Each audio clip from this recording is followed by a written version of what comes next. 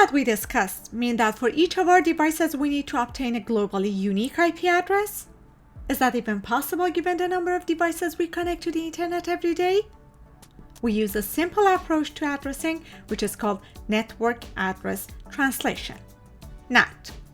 This provides the opportunity of keeping a range of network addresses private while exposing them to the rest of the world using a single public IP address. For example, in the figure, we have a router with two interfaces. One interface has an IP address of 10.0.0.4. It is connected to a range of addresses within the network 10.0.0.0/24. The other interface has the IP address of 138.76.29.7. This IP address is public and known and used by the rest of the internet. All of the devices within the private network are known to the rest of the world through one IP address, 138.76.29.7, even though they each have a unique IP address in the 10.0.0.0/24 range. Okay, how is that possible? And why is that useful? First, let's answer the question of why NAT is useful. Within a private network, we might want our devices to move freely, change IP addresses. We might also prefer to avoid giving out the IP addresses of each device to the rest of the world. This might be for security reasons. On the other hand, we may want to change ISPs without wanting to change configuration for each of our devices within the private network. Using NAT would perform all of that.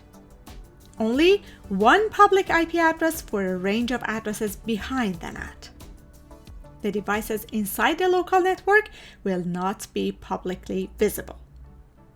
Now, let's answer the how question.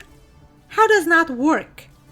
A NAT-capable router uses an address translation mechanism to perform this. On an outgoing datagram, a NAT-enabled router replaces source IP address and port number to NAT IP address and a newly assigned port number. The remote hosts in the internet that are talking to the device behind the NAT will respond using NAT IP address and this new port number as the destination address.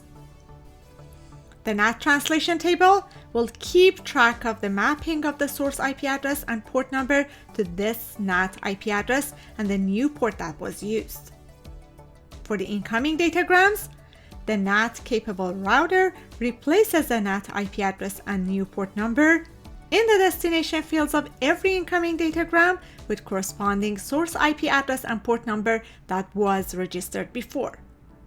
This is done through consulting with the stored entries that were written upon outgoing datagrams in the NAT table. Let's review our example with further details.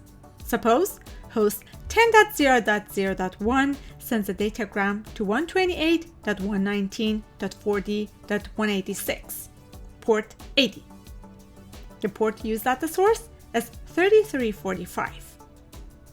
The NAT-capable router replaces the source IP address of 10.0.0.1 and source port of 3345 with IP 138.76.29.7, which is the public IP address of NAT, and the new port 5001.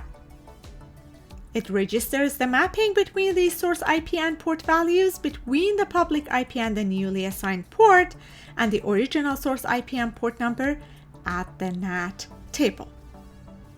When the reply arrives, the reply by the remote server is destined for 138.76.29.7, port 5001. At this point, the NAT-capable router would consult the NAT table and forward the datagram to the host 10.0.0.1 and port 3345. NAT uses 16-bit port numbers in addition to the IP address for addressing of a host. This creates the possibility of 2 to the power of 16 connections having a single public-facing address. However, NAT is controversial.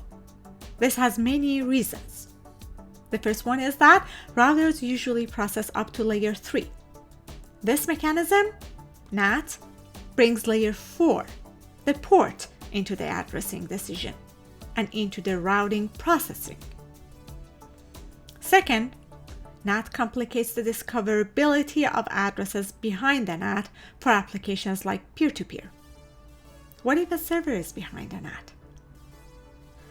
Another argument is that address range problem of IPv4 could be resolved by using IP version 6.